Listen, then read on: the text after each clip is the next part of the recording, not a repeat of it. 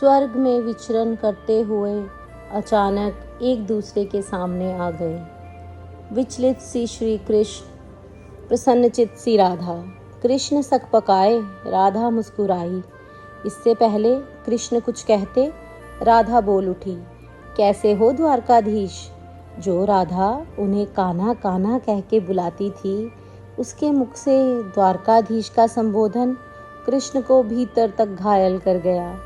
फिर भी किसी तरह अपने आप को संभाला और बोले, राधा, मैं तो तुम्हारे लिए आज भी कान्हा हूँ। तुम तो द्वारकाधीश मत कहो। आओ बैठते हैं, कुछ मैं अपनी कहूँ, कुछ तुम अपनी कहो। सच कहूँ राधा, जब जब भी तुम्हारी याद आती थी, इन आँखों से आंसुओं की बूंद निकलती थी। बोली राधा, मेरे साथ ऐसा कुछ नहीं हुआ, ना तुम्हारी याद आई, ना ही कोई आंसू बहा, क्योंकि हम तुम्हें कभी भूले ही कहाँ थे। जो तुम याद आते, इन आँखों में सदा तुम रहते थे। कहीं आंसुओं के साथ निकल ना जाओ, इसीलिए रोते भी नहीं थे। प्रेम से अलग होने पर तुमने क्या क्या खोया कृष्ण। तुमने क्या खोया, इसका एक आईना दिखाऊं। आपको कुछ कड़वे सच प्रश्न सुन पाओ तो तुम्हें सुनाऊं। कभी सोचा इस तरक्की में तुम कितने पीछे पड़ गए। यमुना के मीठे पानी से जिंदगी शुरू की और समुंदर के खारे पानी तक पहुंच गए। आप एक उंगली पर चलने वाले सुदर्शन चक्र पर भरोसा कर लिया और 10-10 उंगलियों से चलने वाली बांसुरी को भूल गए। कान्हा, जब तुम प्रेम से जुड़े थे तो उंगली गोवर्धन पर्वत उठाकर लोगों को विनाश से बचाती थी। प्रेम से अलग होने पर वही उंगली ने क्या रंग दिखाए, सुदर्शन चक्र उठाकर विनाश के काम आने लगी। कान्हा और द्वारकाधीश में क्या फर्क होता है बताऊं? कान्हा होते तो तुम सुदामा के घर जाते, सुदामा तुम्हारे घर नहीं आता।